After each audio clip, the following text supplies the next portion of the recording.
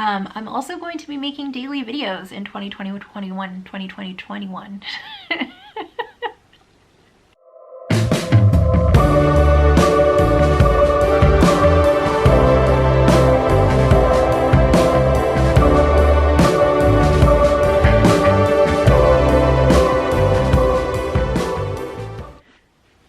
Hi! So today I'm going to be doing a 2020 YouTuber tag. I know you probably don't want to hear the word 2020 anymore. It's probably a little bit triggering, but I probably should have done. I think this tag was intended to be done at the end of last year. It does feel good to refer to it as last year though. You should try it with me. Try it, say it with me at home. 2020 was last year. 2020 was over.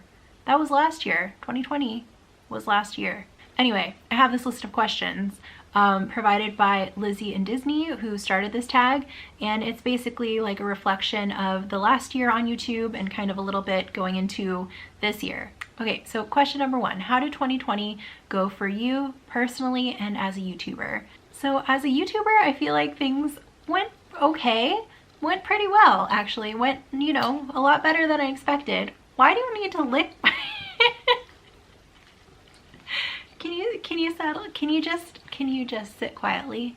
So I started my channel like in the middle of 2019, and in the beginning a lot of my content was in Disneyland, and part of that was because I thought that I mainly wanted to be like a theme park vlogger and do that kind of content, and part of it was because basically I didn't know what I was doing. So I mean, there's kind of a big learning curve when you start YouTube, so I feel like it's ideal to start with a topic that you're really interested in, something that is easy for you to talk about, because like it's kind of hard getting started. So if your content comes easily for you, you're going to be doing yourself a big favor. So that's kind of how I got started with Disney content. And I remember like a few months before everything shut down, I was like kind of starting to get comfortable with the idea of like vlogging in the parks, which I didn't really do. I did a lot of my content at home still. I wasn't really vlogging in public a lot, and then I started doing it and I was like, oh, this is kind of fun. It's not as awkward as I thought it would be. I kind of enjoy it. I'm gonna start vlogging in public more. And then everything closed, and then there was no opportunity to vlog in public, and I had to make content in my house. So in a way, that wasn't really a bad thing. I feel like it was kind of a welcome challenge because it forced me to get more creative with like the types of videos I was making. I also originally, when I started out on YouTube, wanted to do like more informative content, more like vegan lifestyle and like stuff that I thought would be helpful for people, like product reviews, cooking and things like that. And I feel like I kind of fell back on the Disney stuff because it was easier and it was also really fun to make. And also it kind of gave me an excuse to go to Disneyland all the time, because it's like, oh, I'm not just going to Disneyland, I'm working on my YouTube channel. So a lot of the other content ideas that I had kind of got put on the back burner because I was at Disneyland all the time. And I kind of knew, like, my annual pass expired at the beginning of last year, so I kind of knew that that content was going to be something I was working on this year anyway. I just didn't really realize that I was going to be forced to like have to work on that content, but that wasn't a bad thing. So as for like subscribers and stuff, so I do keep a spreadsheet of that stuff because I'm a big nerd.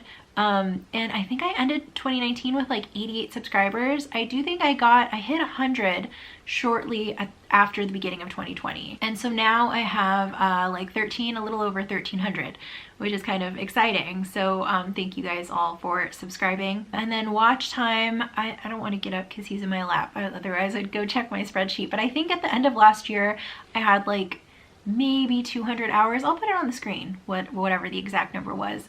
And right now, today, I had a goal. So for those who don't know, to get monetized on YouTube, to start earning ad revenue from your videos, you have to have 1,000 subscribers and 4,000 hours of watch time within a 1-year period.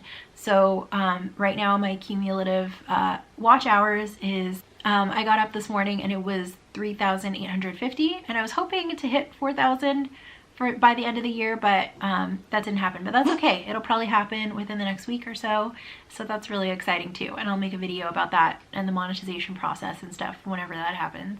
And also I realized there's a second part of that question, which is they ask personally and on YouTube. So personally, it was don't even really know how to answer that. I feel like that's the kind of question when like people ask how are you and they expect you to say fine. I mean, it definitely wasn't all bad. And I mean, question number 2 asks, what is the best thing that happened to you in 2020? So I'll get into that in a second, but I mean, it's been tough. Like I kind of, should I, since the next question asks about the good stuff, should I just talk about the bad stuff? I don't know. Like I started at the beginning of quarantine, I was, in school and, we were having in-person classes, and then everything shifted to at home. And actually in, spring semester, I did really well. I got A's at all my classes. I was pretty proud of myself for that. And then fall came and my classes surprisingly got off to a pretty good start. Like I was worried that I wouldn't be able to like focus on school. Sorry, I wasn't winking at you. I got something in my eye.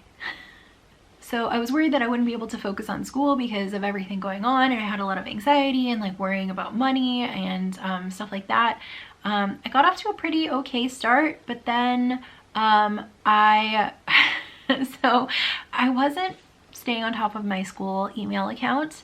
I was just logging into Blackboard, which is like the online platform where you go, basically I assumed incorrectly that everything I would need would be in Blackboard, like because all of the content for my classes and notices like emails from the instructors and stuff was all getting put on Blackboard. So I was like, I only need Blackboard.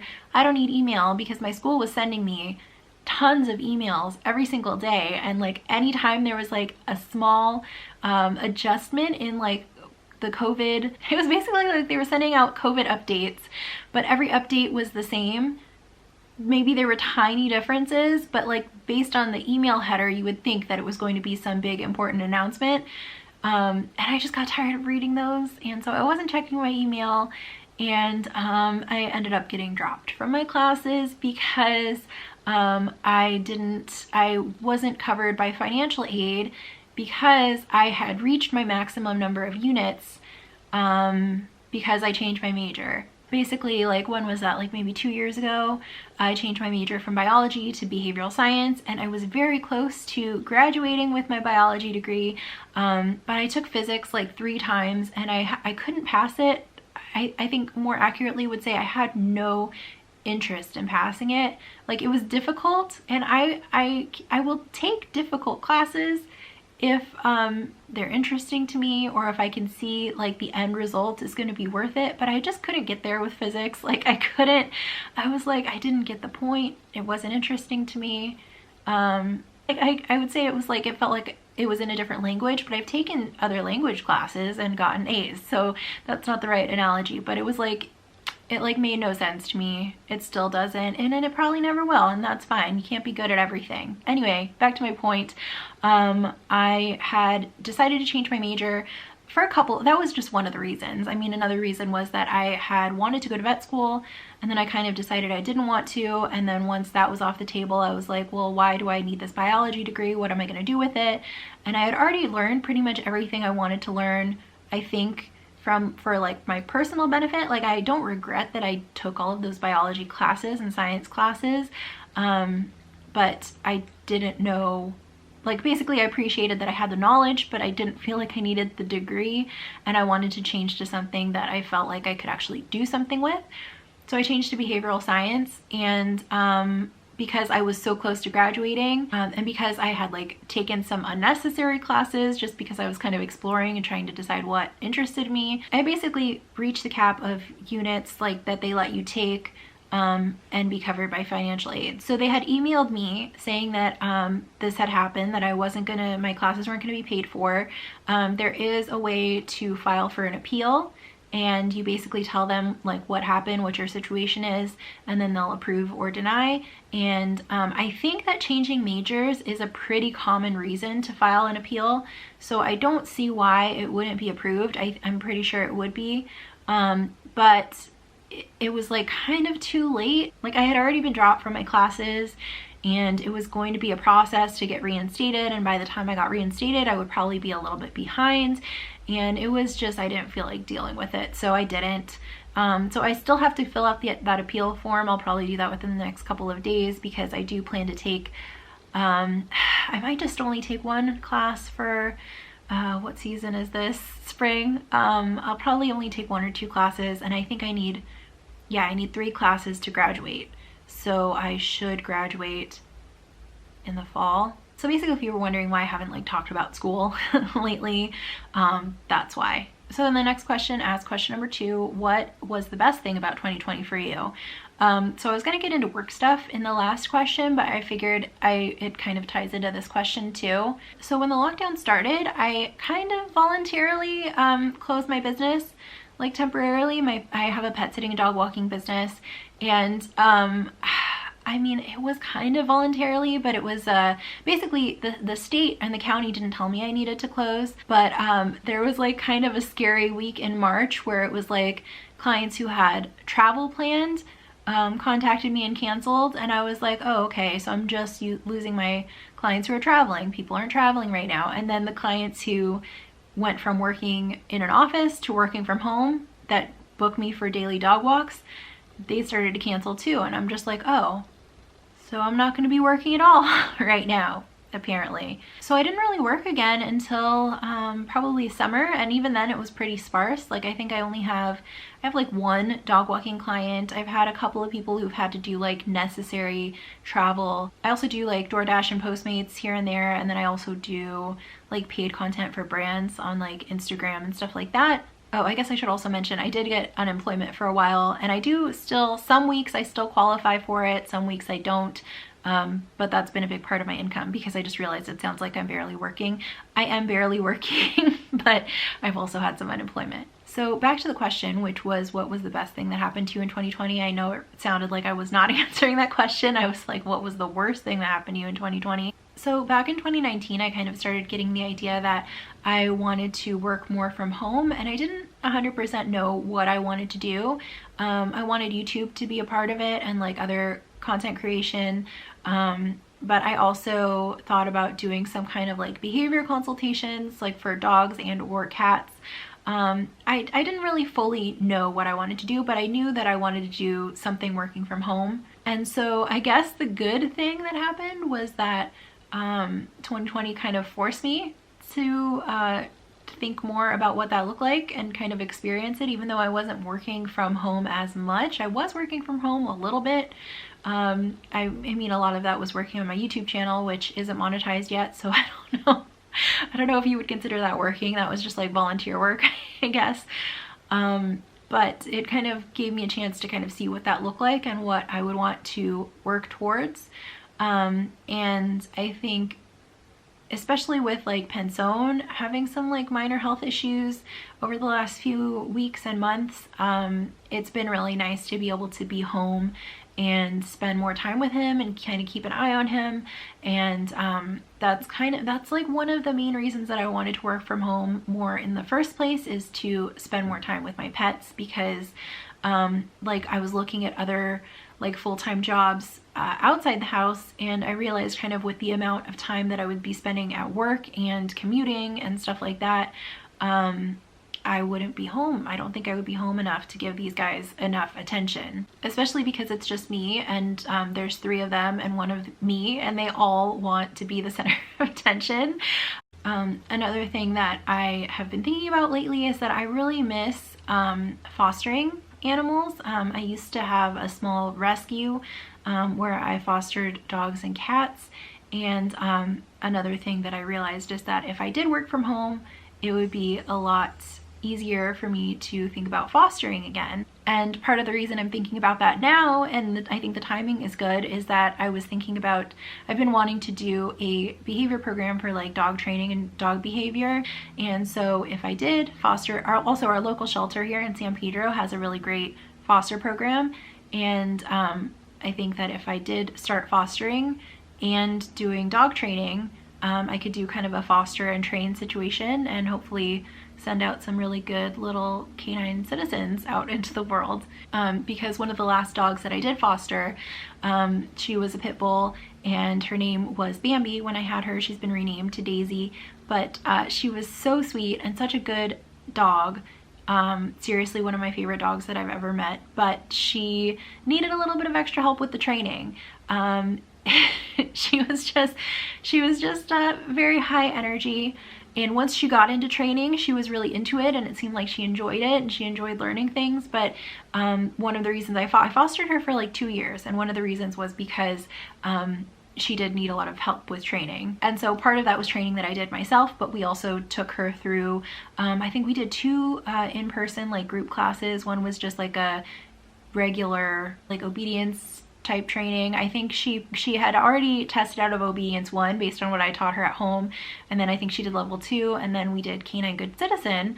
So she actually got her certification for canine good citizen, and she got adopted, and she's doing great. Bruce, by the way, did canine good citizen, didn't pass. But anyway, that's not important. Maybe we can get him to pass once I do my dog training classes. But I guess that's kind of a long-winded way to answer the question, is that the best thing that happened to me in 2020 is that it forced me to stay at home and kind of realize that I want to stay at home more, and kind of see what my goals need to be to make that happen. Question number 3 is, what was your favorite video that you put out in 2020? So that's funny, because actually this morning I was talking to my friend about Disneyland, and my favorite day to go to Disneyland, I think, is January 1st, which is today. So if I could do anything today, that's what I would be doing. And so at this time last year, I actually put out a video. I went to Disneyland on New Year's Day for rope drop, and put out a video a couple days later. And so I think the video that I made that day might be my favorite. I watched it this morning, which was nice. It was like kind of living vicariously through my own videos. I'm scrolling through to see if I have another favorite. So that one was definitely a favorite. And then I also, one of my recent ones, the cast member pantry monorail, which was where I did another Q&A about like my ideal day or perfect day at Disneyland, and that one was really fun to make. And then some other ones that stand out are like the Knott's Berry Farm videos, because I hadn't been to Knott's Berry Farm in probably over a decade. So that was kind of fun to like do something new. Even though I'm a Disney person, it was like nice to give myself a reason to check out Knott's. And then also the Carrie filming location that I did in Hermosa Beach, even though that was a really like short, simple, basic video. I have always wanted to do some filming locations and have never done it. And I've been on YouTube for like over 1.5 years, I think. And so I'm glad that I finally did that, and I want to do more of those in 2021. Question number 4 is, what was your most popular video that you put out in 2020? So I think my most popular one, sorted it by most popular. So my most popular one was still my first week as a Postmates driver during coronavirus. And I remember being really excited when I put that one out. So I actually didn't really like that video when I filmed it. I thought I felt kind of awkward on camera, and I think the main reason I felt so awkward was because it was like right at the beginning of the pandemic, and I had a lot of like uncertainty and anxiety, and I felt like to me it showed in the video. I don't know if it would be obvious to other people, but to me it was. But yeah, that video was my first one to kind of take off overnight. Like I don't remember the numbers, but I remember I went to bed that night and it had some views. I think it maybe got like 100, which was pretty fast. But then within the first couple of days it hit like 1,000 and 2,000, and now it's at 4,000. It definitely like has slowed down, but yeah, that's my most popular video. And then a lot of the like runner-up videos are like the shampoo bar and deodorant bar videos. And then I have a couple of other Postmates videos that are up there. And then also some Disney like parades and shows and stuff like that. Question number 5 is, what new channels have you discovered and become a fan of in 2020? So I thought I should make a list, but I didn't, because I felt like if I actually sat down and wrote a list, it would be too long. So I'm gonna just kind of go off the top of my head. I'm sure there are more than these, just the ones that I'm listing. But the first one that comes to mind is one that I watched a lot at the beginning of the pandemic. And that is Alexandra Gator. She does like interior design kind of stuff, but she focuses on like renter friendly design. So modifications that aren't like permanent. They're not gonna like, you know, make your landlord mad. She also focuses on like budget friendly stuff, and she does some like DIYs, but like simple, easy DIYs that like regular people can do. So I found her channel randomly. I don't even know how I found it. It maybe came up in my suggested or something, kind of toward the beginning of the pandemic. And I remembered I like had canceled some streaming services because, you know, budget wise, I didn't know what was happening with my income. I just kind of canceled everything and I just was watching YouTube. And so I was still, I mean, like I said in the last question, I was like super stressed and anxious, and I found her channel and I really liked it. I liked her her style, like the type of projects that she was working on, and I also really liked her personality. I ended up watching her channel for like a few days in a row. I like binged like a ton of her videos, and I remember feeling like that was the first time since the pandemic started that I felt a little bit like normal. Like I was able to just check out and enjoy the videos that I was watching. And so I still watch her. I don't binge like I did that time, but yeah, I really appreciated being able to watch that channel when times were kind of crappy. So I guess I'll list off a few more and kind of break them down by category. I feel like my two main categories that you guys might be watching this for or watching my channel for are veganism and Disney. So as far as vegan channels, some of the ones that I found this year that I really like, one is Plant-Based Leon. He's in the UK and he's like super funny, and I don't think he's been vegan that long. I want to say maybe 2 years or something like that. And even as an old vegan like myself, actually today, I should mention, is my vegan anniversary. It's been 11 years. But even though I've been vegan for a long time, I feel like I still learn stuff from the newer vegans.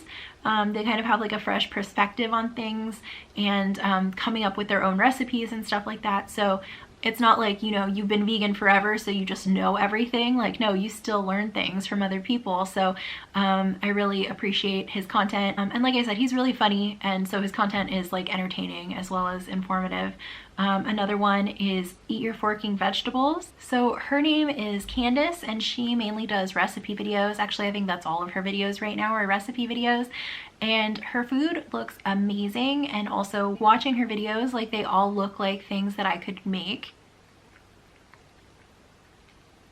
I actually don't know why I haven't made any of her recipes yet. That's going to be one of my resolutions for 2021, is to make some of Candace's recipes. I'm looking at her Instagram right now and everything just looks amazing.